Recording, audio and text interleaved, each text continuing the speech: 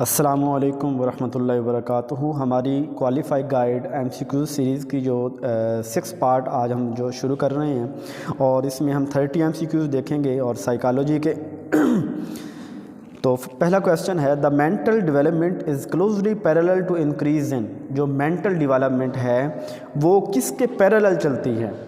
Ability, तो पहला है एबिलिटी टू मेमोराइज। क्या मेमोराइज जो है वो होता है? अब देखें मेंटल डेवलपमेंट का काम क्या है। मेंटल डेवलपमेंट होगी तो मेमोराइजेशन में तो इजाफा उसका होगा और उसकी जो मतलब कि एबिलिटी जो है वो मेमोराइजेशन की उसमें तो इजाफा होगा, तो वो चीज़ है, वही नुक्ता है। Second, ability to get along with others, ये बिल्कुल ही अलग चीज़ है। फोर्थ है the number of new cells. क्या जो मेंटल डेवलपमेंट के साथ नंबर ऑफ़ सेल्स में इजाफा होगा? वो तो हमने पहले ही बात की थी कि जो दिमाग के नंबर ऑफ़ सेल्स हैं वो रिमेन सेम रहते हैं।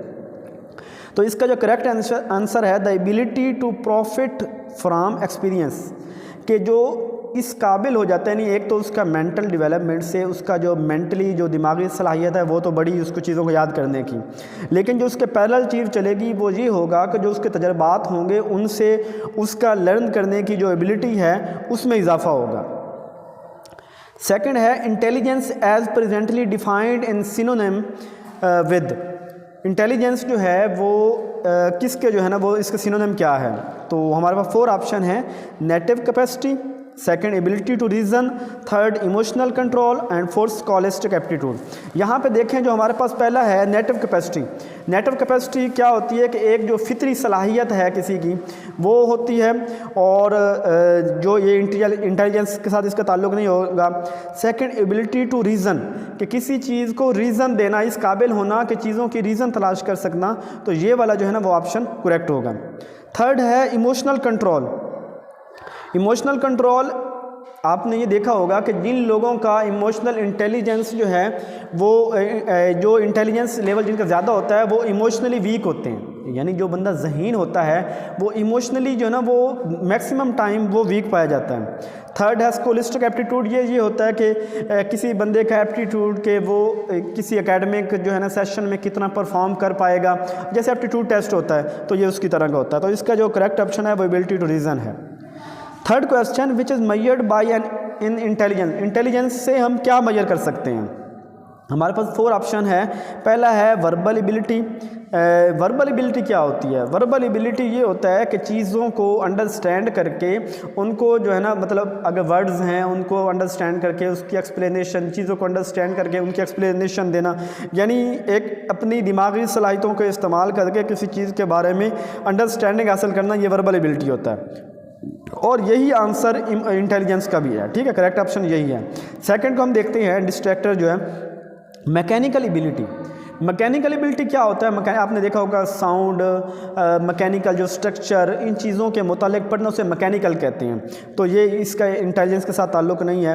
अच्छा, न्यूमेरिकल एबिलिटी क्या होती है? जैसे ये हमारी गिनती, डिजिट, इनको काउंट करना, जमा तफरीक, यानी मैथमेटिकल जो कैलकुलेशन वगैरह, तो ये यहाँ पे हम उसको भी काउंट नहीं करेंगे, वो तो उसका पार्ट बन गया ना वर्बल चीज़ों को समझने का। डी ऑप्शन है स्पेशल एबिलिटी। ये होता है कि इसका ताल्लुक रिलेशनशिप विद स्पेस होता है, यानी स्पेशल एबिलिटी वो एबिलिटी होती है जिसमें स्पेस में मौजूद चीज़ों को या चीज़ों का रिलेशन स्पेस से बनाना। तो ये वाले बाकी तीनों ऑप्शन जो है ना वो रॉन्ग हो गए, पहला ही ठीक होगा। फोर्थ ऑप्शन की तरफ चलते हैं, इंटेलिजेंस टेस्ट मेजर। जो इंटेलिजेंस टेस्ट है ये क्या मेजर करता है? जनरल एप्टीट्यूड मेजर करता है। जनरल एप्टीट्यूड क्या होता है? यानी एक फितरती जो वो एक एबिलिटी है, जो एक बंदे की काबिलियत है, क्या वो उसके लिए होता है? या एकेडमिक पोटेंशियल उसका बंदे का कितना है, इनेट एप्टीट्यूड कितना है? अब वो जो डी ऑप्शन है स्पेशल, वही चीज़ जो हमने पहले बात की थी कि वो स्पेस के साथ ताल्लुक़ होता है, तो इंटेलिजेंस टेस्ट यहाँ पे वो स्पेशल वो वाली चीज़ मेजर नहीं करता। इनेट एप्टीट्यूड कहते हैं जो बचपन से फितरी तौर पे किसी बंदे की जो है ना वो इंटेलिजेंस सलाहियत होती है। इसी तरह जो ए वाला जनरल एप्टीट्यूड वो भी वही है। तो इसका जो करेक्ट ऑप्शन होगा वो होगा एकेडमिक पोटेंशियल जो है वो इसका करेक्ट ऑप्शन होगा। फिफ्थ हमारे पास है Ahmad is bright, Akbar is dull. यानी एक अहमद जो है वो लायक बच्चा है, अकबर जो है ना वो बोरिंग डल नलायक बच्चा है। They are now 6 years of age. दोनों की जो उम्र है वो 6 साल है। एज दे ग्रो ओल्डर, जैसे ही वो जो है ना बड़े होते हैं, the difference in the IQ will probably, अब जैसे जैसे बड़े होंगे तो उनके IQ का डिफरेंस वो क्या होगा। देखिए सेम एज है और एक ब्राइट है एक डल है, तो जो टाइम के साथ क्या वो जो है ना वो इंक्रीज़ होगा या डिक्रीज़ होगा या कांस्टेंट रहेगा या डिसअपेयर हो जाएगा। तो इसका आंसर जो होगा वो कांस्टेंट रह जाएगा, क्योंकि जितना मतलब एक जो ब्राइट है वो उसी ब्राइट की रेशो के साथ वो बढ़ेगा, जो डल है वो डल की रेशो के साथ वैसे ही रहेगा, तो एज भी सेम है। तो इसका करेक्ट ऑप्शन जो होगा वो हमारे पास कौन सा होगा, remain relatively constant. Next question है mental age of a child is a measure of, जो मेंटल एज है बच्चे की उसको हम कैसे मेजर करते हैं। तो मेंटल एज यानी उसकी दिमागी जो के बढ़ने की, यानी अगर एक बंदा जो है ना हम कहते हैं कि ये 8 साल का है तो उसकी मेंटल एज की अगर हम कहते हैं 8 साल है तो वो क्या चीज़ होगी, वो उसको लेवल ऑफ मेंटल डेवलपमेंट होगा। तो ये क्या होगा, लेवल, यहाँ पे लिखा हुआ रेट ऑफ मेंटल डेवलपमेंट, वो मेंटल ग्रोथ, ये वाला तब होता है जब हम फार्मूले की सूरत में किसी चीज़ को कह रहे हो ना कि फार्मूला बताओ, तब रेट ऑफ कहते होते हैं, लेकिन यहाँ पे इसका जवाब करेक्ट क्या होगा, लेवल ऑफ मेंटल मैच्योरिटी होगा। नेक्स्ट क्वेश्चन है 157, IQ is an index of, IQ जो है वो किस चीज़ का इंडेक्स, किस चीज़ को शो कर रहा है। तो IQ बेसिकली एक फार्मूला होता है रेट ऑफ मेंटल डेवलपमेंट का, तो जिसको हम कहते हैं IQ is equal to MA over, जिसे हम कहते हैं mental age over chronological age बटा मेंटल एज, ठीक है, MA बटा CA बोलते हैं इसे। अच्छा जी, नेक्स्ट क्वेश्चन है what type of health of a child is of utmost importance that an elementary school teacher should keep in mind for the growth of the child, किसी बच्चे की जो है वो कौन सी हेल्थ ज़्यादा इंपॉर्टेंट है जब एक एलिमेंट्री क्लास स्कूल में टीचर एक पढ़ा रहा है, तो किन चीज़ों को उसे मद्देनजर रखना चाहिए, physical health, mental health, emotional health, ये सभी। देखिए हेल्थ तमाम ही जो है ना इम्पॉर्टेंट है, अगर फिजिकली ग्रोथ नहीं हो रही, मेंटल ग्रूमिंग नहीं हो रही, इमोशनल नहीं हो रही, तो तमाम जो है ना ये तमाम का ग्रोथ होना, ग्रूमिंग होना ज़रूरी है। तो करेक्ट ऑप्शन क्या है, वो डी है। नेक्स्ट है when do we learn better according to Thorndike laws of exercise, तो जो लॉ ऑफ एक्सरसाइज वो क्या कहता है, लॉ ऑफ एक्सरसाइज हमें ये कहता है ना कि चीज़ों की बार बार प्रैक्टिस करो, बार बार करना चाहिए। तो इसका करेक्ट ऑप्शन क्या है, ए होगा, प्रैक्टिस इट, यानी बार बार प्रैक्टिस करना, यही इसका करेक्ट आंसर होगा, बाकी जो है ना वो रॉन्ग है। How would you define psychology, psychology क्या है। तो बेसिकली साइकोलॉजी ये है जो स्टडी ऑफ बिहेवियर है। साइकोलॉजी के शुरू में स्टडी ऑफ सोल कहते थे, फिर स्टडी ऑफ माइंड कहा, स्टडी ऑफ कॉन्शियस कहा, लेकिन जो एग्जैक्ट जो आज के दौर में साइकोलॉजी की करेक्ट डेफिनेशन है वो है स्टडी ऑफ बिहेवियर। नेक्स्ट है जीन पियाजे जो है ना वो कब पैदा हुए, कहाँ पैदा हुए। जीन पियाजे जो है वो स्विट्जरलैंड में पैदा हुए और 1896 में पैदा हुए, 1980 में इनके डाई हुई। एक एपिस्टेमोलॉजिस्ट थे, जेनेटिक थे, इन्होंने जो है ना वो कॉग्निटिव डेवलपमेंट थ्योरी दी थी। Next question, the subject matter of educational psychology is inferred from, जो एजुकेशनल साइकोलॉजी है किस चीज़ के ऊपर जो है ना इसका ज़्यादा फोकस होता है। तो पहला है problem being faced by parents, क्या जो पेरेंट्स प्रॉब्लम फेस कर रहे हैं उसको देखती है, एजुकेशनल एडमिनिस्ट्रेशन को देखती है, टेक्स्ट बुक को देखती है, या टीचर। देखो एजुकेशनल साइकोलॉजी, अब एजुकेशन का लफ्ज़ आ गया तो इट मीन टीचर के साथ ताल्लुक है। तो classroom, teachers in the classroom, जो प्रॉब्लम एक टीचर क्लास में पढ़ाते हुए बच्चों के साथ फेस करता है उसे हम कहते हैं एजुकेशनल, उसे हम डील करते हैं एजुकेशनल साइकोलॉजी से। Next question, an internal state of mind of a person which forces to do something and that is aroused as a result of some internal need of the person is called. ये बहुत ही ज़बरदस्त definition है, और किस चीज़ की definition है, ये motivation की डेफिनेशन है।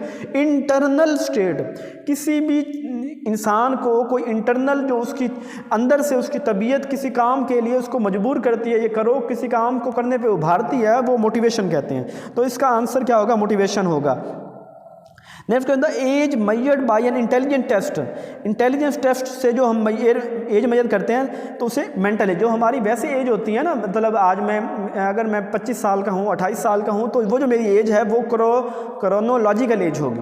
और जो मेरी दिमागी एज है, दिमागी एज क्या होती है, अब आप कहेंगे कि एज, देखिए एक हो सकता है कि किसी बंदे की उम्र 5 साल हो, लेकिन उसका दिमाग की जो एज है ना, वो जो बच्चा 8 साल में सीखता है वो बच्चा 5 साल में सीख रहा हो, तो उस वक्त उसके दिमाग की उम्र कितनी होगी, 8 साल होगी। तो इसका करेक्ट ऑप्शन क्या होगा, मेंटल एज होगा। नेक्स्ट है WAIS is in the intelligence test for, पहले तो ये देखें WAIS क्या है। देखिए वेक्सलर अडल्ट इंटेलिजेंस स्केल जो है उसको कहते हैं WAIS, और ये 1955 में दिया गया था। और इसको अब यहाँ पे अडल्ट का बात है ना, WAIS अडल्ट की उम्र एज क्या होती है, जो हाई स्कूल के बच्चे होते हैं वो अडल्ट होते हैं, तो इसका करेक्ट ऑप्शन क्या होगा, हाई स्कूल का होगा। अगर यहाँ WEIS होता ये अर्ली चाइल्डहुड हो जाता। नेक्स्ट क्वेश्चन है the growth and learning of a child is affected by, किसी बच्चे की जो ग्रोथ है और लर्निंग है वो किन चीज़ों से अफेक्ट होती है, हेरिडिटी से, इन्वायरमेंटल से, या बोथ से, या दोनों से। नहीं, देखिए हेरिडिटी भी जो है ना वो बहुत ज़रूरी है। बहुत सी चीज़ें बच्चा फितरती जो है ना वो लेके आ रहा होता है, वालिदैन से लेके आ रहा होता है। और इन्वायरमेंट का भी बच्चे की ग्रोथ में, ग्रूमिंग में बहुत ज़्यादा इफेक्ट होता है, लर्निंग में बहुत ज़्यादा असर होता है। जैसा उसे माहौल करता है वैसी उसकी लर्निंग होती है। तो ये वाला इसका जो आंसर होगा वो सी होगा, A एंड B।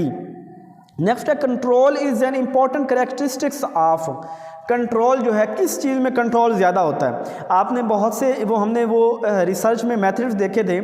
एक होता है इंट्रोस्पेक्शन मेथड। इंट्रोस्पेक्शन मेथड वो होता है जिसमें हम खुद को ऑब्जर्व कर रहे होते हैं, अपने आप को जज कर रहे होते हैं, अपने आप के मुतल्लिक जो है ना इंट्रोस्पेक्शन कर रहे होते हैं। दूसरा ऑब्जर्वेशन मेथड जिसमें हम किसी और को ऑब्जर्व कर रहे होते हैं। तीसरा एक्सपेरिमेंटल मेथड जिसमें हम एक लैब में काम कर रहे होते हैं। और फोर्थ है केस स्टडी मेथड जिसके हम किसी चीज़ के ऊपर केस स्टडी कर रहे होते हैं। ये भी एक डिस्क्रिप्टिव रिसर्च में मोस्टली होता है। तो सबसे ज़्यादा कंट्रोल इन्वायरमेंट कहाँ पे होता है, वो एक्सपेरिमेंटल मेथड में होता है। यानी एक्सपेरिमेंटल मेथड में हमारे पास कंट्रोल, हम एक लैब में काम कर रहे होते हैं, हम चीज़ों को अपने मुताबिक देख रहे होते हैं और वहाँ पे हमारा सेल्फ कंट्रोल ज़्यादा होता है। तो ये वाला ऑप्शन जो होगा वो सी होगा। नेक्स्ट है cognitive development deal with the development of, cognitive development किस चीज़ को डील करती है। तो हमें ये बड़ा ज़बरदस्त पता है कि कॉग्निटिव डेवलपमेंट जो है वो रीजनिंग की तरफ लेके जाती है। इन कॉग्निटिव दिमाग से है ना, तो दिमाग का ताल्लुक किसको कहते हैं, माइंड को कहते हैं। तो करेक्ट ऑप्शन माइंड होगा। अगर देखें चाइल्ड परसेप्शन, ये तो किसी की राय है, वो को देखेगा समझेगा। रीजनिंग किस चीज़ को रीज़न देना, थिंकिंग सोचना, लेकिन इन सबसे जो ब्रॉडर टर्म होगी वो माइंड होगा। तो कॉग्निटिव डेवलपमेंट का ताल्लुक किसके साथ है, माइंड के साथ है। नेक्स्ट है identical twins are not identical, जो आइडेंटिकल ट्विन्स हैं वो आइडेंटिकल नहीं होंगे।